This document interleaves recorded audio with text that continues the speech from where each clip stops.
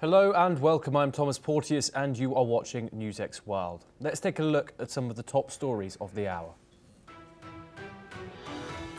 In the past 24 hours, 68 bodies and 346 wounded arrive at Gaza hospitals, along with 10 aid seekers killed and 18 more injured, according to the Gaza Health Ministry. The IDF issues its third evacuation warning in Gaza City today, saying Hamas terror infrastructure is present inside or near targeted buildings. China formally invites President Donald Trump to a Beijing summit with Xi Jinping, but trade disputes and fentanyl tensions leave Washington hesitant to confirm. Reports say the two leaders could instead meet on the sidelines of the APEC summit in South Korea this October. This comes as US and Chinese officials are meeting in Madrid to discuss trade irritants, the TikTok divestiture deadline, and Washington's push for G7 tariffs on China and India over Russian oil. Experts say the talks, the fourth in 4 months, are unlikely to deliver major breakthroughs. US Secretary of State Marco Rubio lands in Israel, stressing shared goals, including preventing Hamas rule in Gaza. His visit comes after Israel's strike on Hamas leaders in Doha derailed ceasefire talks, and as the UAE warns that settlement expansion could jeopardize the Abraham Accords. Tyler Robinson has now been jailed after the fatal shooting of conservative activist Charlie Kirk, as countless await formal charges to be pressed next week. Meanwhile, Utah Governor Spencer Cox informed that Robinson's family alerted authorities after he implicated himself, calling their tip crucial to justice. Venezuela says a US Navy destroyer illegally boards a tuna boat with 9 fishermen in its waters, holding them for 8 hours before escorting them out. Caracas warns Washington is seeking provocations to justify a military escalation in the Caribbean as tensions rise after Trump's warship deployment. Ukrainian drones strike one of Russia's biggest oil refineries in Kirishi, sparking a fire after 3 drones are shot down. Moscow says the blaze is now contained, while Kiev claims a successful strike on Russia's energy infrastructure. Nepal's new Prime Minister says that she will only spend 6 months in office before holding elections. This comes after Nepal reels from 5 days of Gen Z protests, which led to the deaths of 72 people involved. Now we start this hour in the Middle East, where tensions intensify in Gaza amid Israel's ongoing military offensive. Gaza's government media office says Israel is systemically dropping bombs on areas across the city. In a statement, it accuses the Israeli military of targeting residential buildings, schools, hospitals, and humanitarian institutions.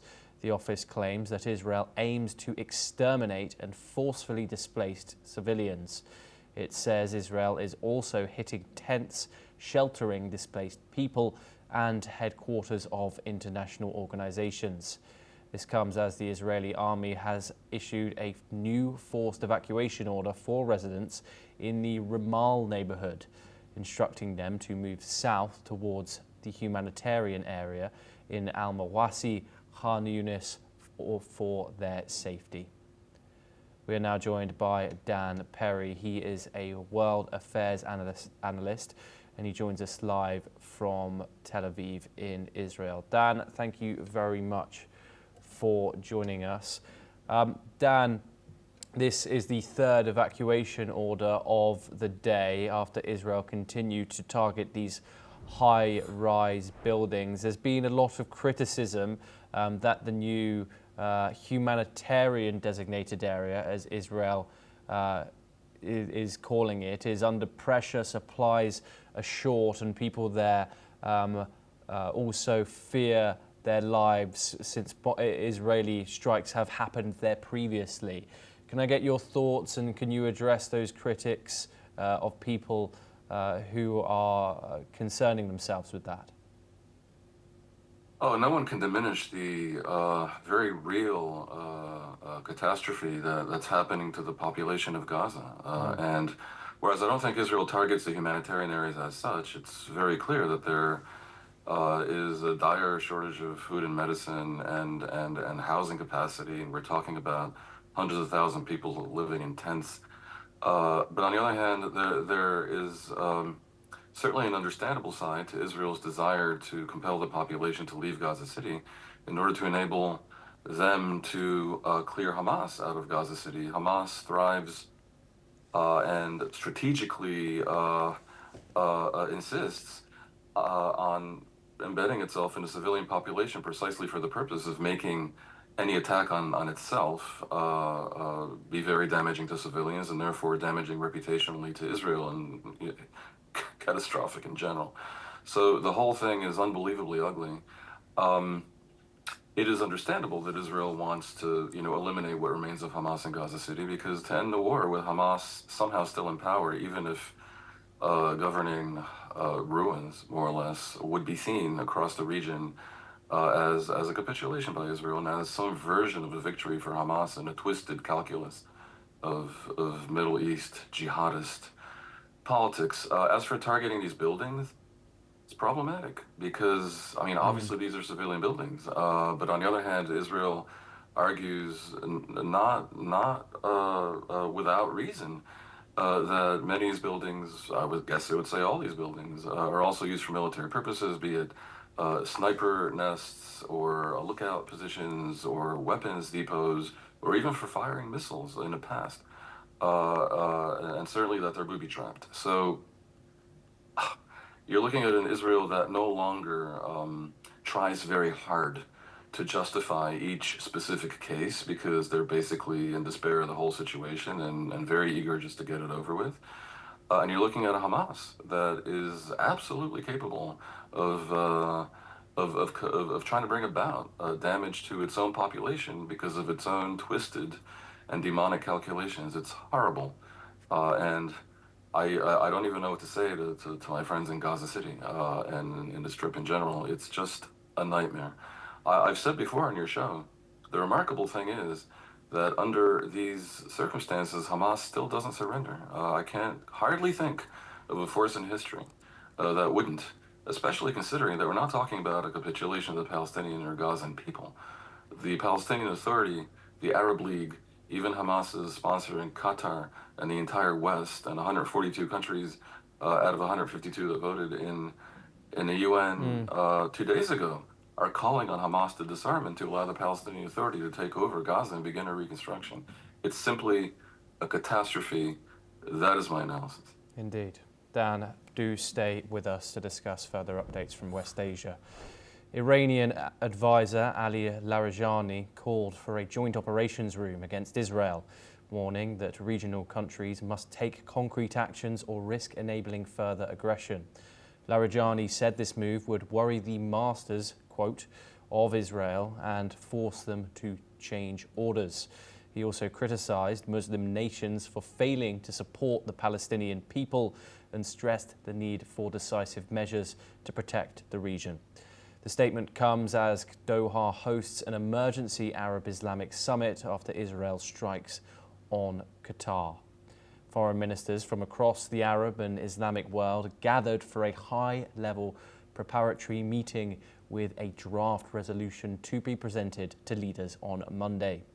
Qatar's Prime Minister and their Foreign Minister, Sheikh Mohammed bin Abdulrahman bin Jassim Al Thani, will address delegates, setting the tone for what is expected to be a crucial moment in Middle Eastern regional diplomacy. On the other hand, the US Secretary of State Marco Rubio has arrived in Israel to meet Prime Minister Benjamin Netanyahu and discuss escalating Middle East tensions. Dan, we'll have more from this joint Arab summit tomorrow.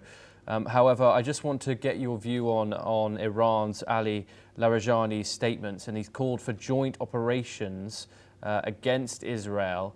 How seriously do you think Israel views this as a threat. If you could analyse the relationship Iran has with the Gulf, which is of course where these leaders are meeting tomorrow, and what we might expect from that. I think Israel views Iran as a threat, or more accurately, the Islamic Republic government in Iran as a threat. But I don't think today's statement by Larijani is relevant to very much. And in general, such is the skullduggery of the regional politics in the region that much of what is said in public, I think, needs to be ignored.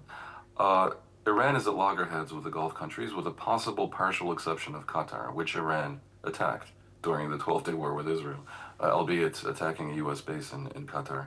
Remember, Qatar, even though it tries to be friends with everyone and has some ties with Iran, also hosts the largest U.S. air base and naval base in the region for thousands of miles around, which is only tens of miles from Iran. And as for the rest of the Sunni countries in the Gulf and Saudi Arabia and Egypt, I mean, they are enemies of Iran, essentially. And the idea that they would cooperate with Iran against Israel is pretty close to absurd. Moreover, Iran's theocratic regime is guilty of undermining the sovereignty of a wide swath of Arab countries with their proxy militias. I'm talking about Hezbollah in Lebanon and Hezbollah also in Syria during the Assad regime, and the Houthis in Yemen that have caused the deaths of 500,000 Yemenis, and of course Hamas in the Palestinian areas, which has undermined the PA, and the Muslim Brotherhood in Egypt, which is allied with Iran, which is a terrorist organization declared by the Egyptian government, and of course the Shiite militias backed by Iran in Iraq, which attack U.S. interests in that area and also undermine the sovereignty of Iraq, even though that's complex, since Iraq partly funds them. Iran is absolutely meddling with the Arab world and trying to exploit the current unpleasantness between Israel and Qatar to achieve some benefit, which I don't think will work. That is not to say that tomorrow's event in Doha will be without consequences, because Qatar is really angry at the violation of its sovereignty, which is indisputable, that Israel did. But in a broader sense, there's a big mystery around that issue, because if we are to believe the public posture of the U.S., that claims that they were not complicit in and acquiescent to the Israeli missile strike from the Red Sea last week on the Hamas meeting in Doha, well, that would mean that Israel took a gamble so reckless with upsetting the U.S., its main patron without whom it cannot continue the war in Gaza, that it is literally unbelievable. So my suspicion is that the U.S. is lying. And therefore there's a big pretense happening in the region right now, and people are going through emotions.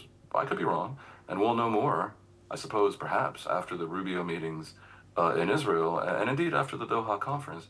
I would expect these countries, which have been at loggerheads with Qatar for parts of the past decade over Qatar's support for the Muslim Brotherhood, to issue statements, declarations, maybe threaten again to establish an Arab NATO-type superstructure, which doesn't seem to me to be realistic, but it would be a signal that they're very unhappy. I could also envision the UAE taking some steps like returning their ambassador from Israel, or maybe even announcing a re-examination of the peace treaty with Israel. But my sense is somehow they're going to find a way to be pro forma with their protestations, but get over it. To a degree, Qatar can see this as a win, because Israel can't do it again. Given the Yes. wall-to-wall condemnation, I think it was one and done, and now it's, even though Israel thinks the immunity of Hamas leaders in Qatar has been shattered, in fact, it might have been reinforced. Yes, Dan, do stay with us to discuss further updates coming out of Israel now, where the IDF reports that a drone launched by Yemen's Houthi rebels was successfully intercepted near Ramon Airport in southern Israel. Air raid sirens sounded in Bir Ora as a precaution amid concerns over falling debris from the interception. Israeli air defences, including the Iron Dome, shot down the drone before it reached its target. This comes just a week after a similar drone managed to evade defences and struck the Ramon Airport terminal, causing damage but no casualties. The IDF does continue to monitor the situation closely as threats persist.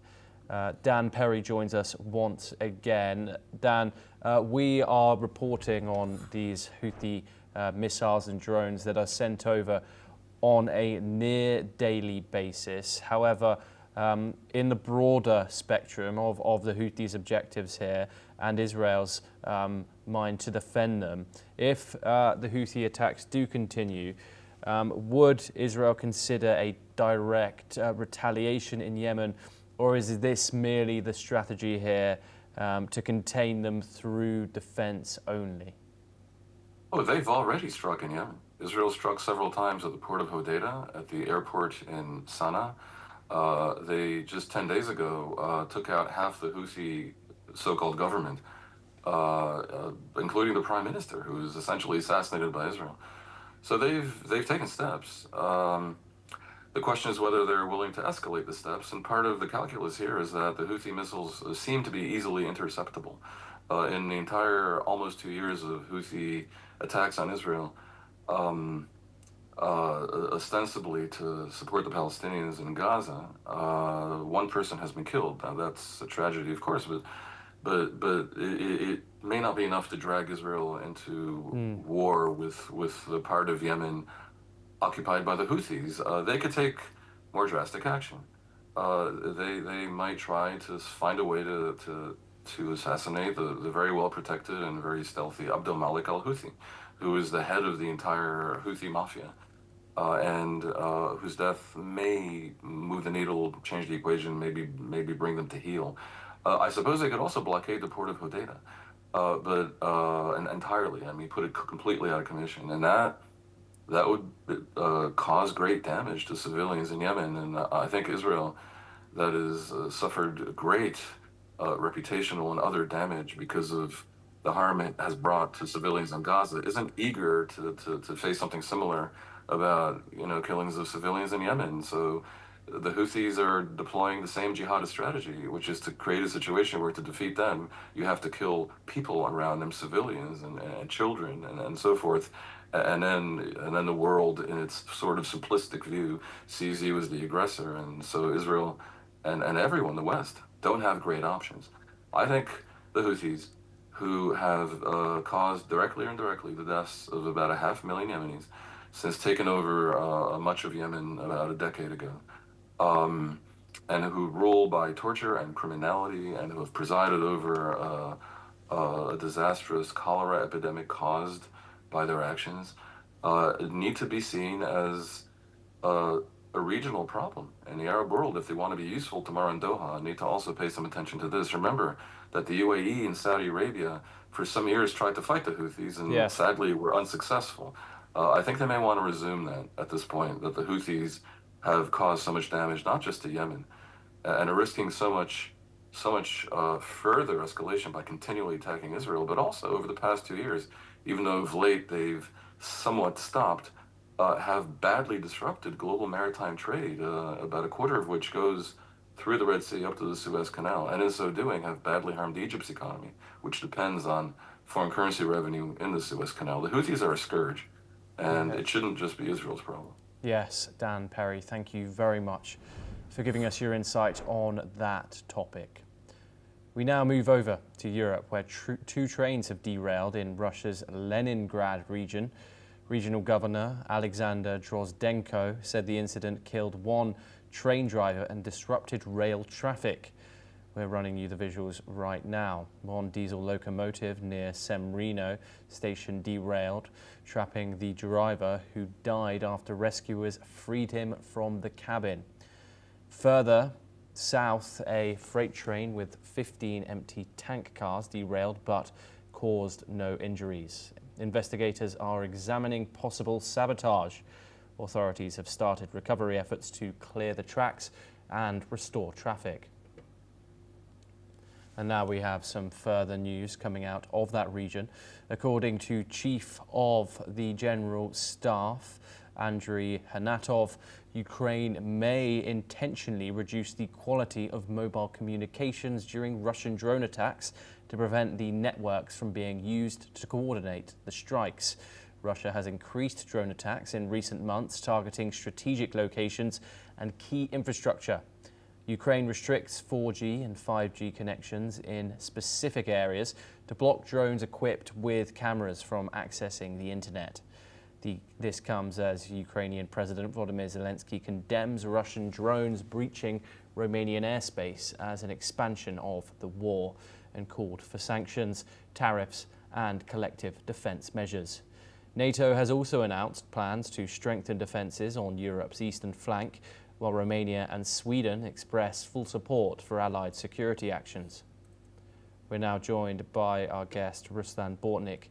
He's a director of the Ukrainian Institute of Politics, and he joins us live from Kiev. Ruslan, thank you very much for joining us. Let's first briefly touch on... Pleasure. Let's first briefly touch on this, this train derailment which has happened in Russia. We have seen this happen previously, where the Russians accused Ukraine of orchestrating what they called sabotage after these two train derailments. From Kiev's perspective, how likely is it that these were a result of Ukrainian operations, and what kind of disruption does it cause to Russia?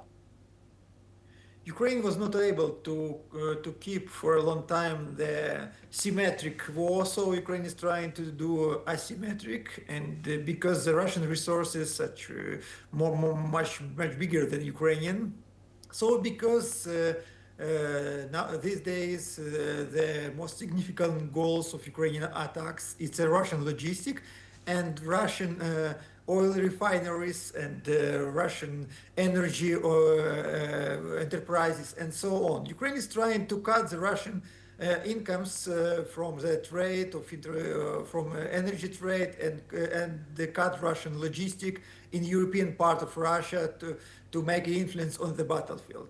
Talking about that, the decision of Ukrainian government to switch off the internet in some regions which are under attack, I want also to add that it is also maybe necessary doings because Russia increased the amount of drones attack on Ukraine, rockets attack in Ukraine in 9 times during the last year. Starting from this year, in 2025, Russia used more than 34,000 of drones and rockets on Ukraine, and the ability of Ukrainian anti-aircraft forces is not so big. So the switching of this internet connection in the time of the Russian attacks is attempt to change to block the direction for the drones and for the rockets. And of course it's very painful for Ukrainian society because it means the absence of communication. It will mean also absence to call in the fire forces or to call the emergency, but at the same time it could be very necessary decision because of significant increase of Russian drones attack on Ukraine. Yes, Ruslan Bortnik, thank you very much for joining us and giving us your insight there. Pleasure to have you on the programme. We now move on and over to the Indo-Pacific, where South Korea has said that a top US diplomat expressed regret over an immigration raid in the state of Georgia that detained hundreds of South Korean workers and proposed making the event a turning point to strengthen bilateral relations. The Foreign Ministry said that in a meeting in Seoul, the first Vice Foreign Minister Park Yoon-ju urged Deputy Secretary of State Christopher Landau to push forward bilateral discussions to follow up measures, including a new visa category. Some 300 South Korean workers returned home to cheers and emotional reunions, a week after being detained in the massive immigration raid at the Hyundai Motors battery plant, an event that sent shockwaves across South Korea. Deputy Secretary Landau expressed deep regret over the incident and proposed using it as a turning point to improve the system and strengthen the South Korea-US relationship. The ministry also said that Landau said President Donald Trump has high interest in the case. South Korea's top security advisor said that after the raid, Trump had suggested that the Koreans stay in the US if they wished, and the negotiations with US officials were straightforward. We're now joined by Dr. Sanjay Kumar. He's a journalist from the Korea Herald, and he joins us live from Seoul. Dr. Kumar, thank you very much, as always, for joining us.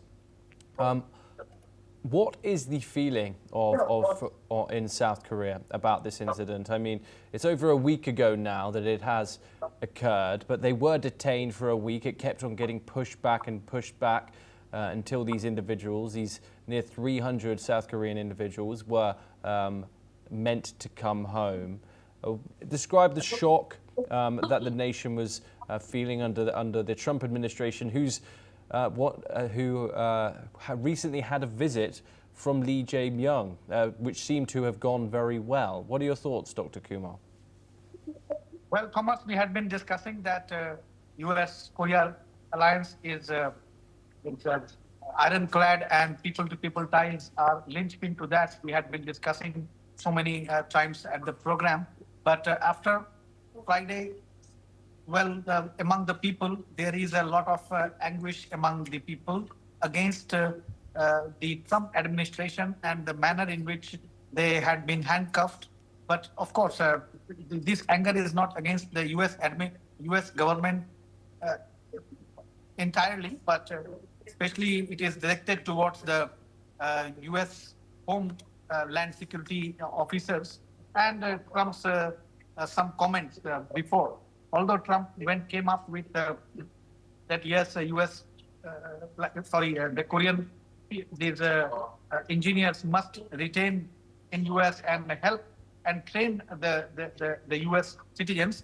That comment also received a very strong backlash here in Korea. But now when we are seeing the US #2 diplomat visiting Seoul and discussing about improving the visa, the visa situation and the intensity of visa and swift issuance of visa, such issues are coming, and especially when he is voicing deep concerns like regrets. This is sending a positive signal. But South Korean government is set now to improve its visa quota, because even if you see the H1 visa quota, South Koreans were only allocated 2,000 visa only out of 85,000 numbers in quota. So that is also sending great concerns here among the government people and the political circles, and they are requesting the government to start the consultation to improve and not to repeat such a misuse of authority in coming months and years to come, because there are so many projects, including this $21.5 billion battery plant, as well as $350 billion South Korea's fund, and many other companies, including like LG Energy Solution, SK, Samsung, and all even mid-range companies in Korea also are seeing it as a must-to-do thing in order to expand and intensify and boost the relationship. When I say boost the relationship, this Make America Shipbuilding Great Again is also being seen with great interest in Korea, and that's why many Korean companies in shipbuilding also, they are seeing it as a great lesson. And South Korean government doesn't want to miss this opportunity to develop greater relationship with the visa authorities and improve the entire visa ecosystem between US and Korea. Yes, Dr. Kumar, thank you very much for joining us and giving us your insight. Brilliant as always. Well, that is all that we have time for here on the program, but we will keep you all updated in all the international updates. Thank you very much for joining us.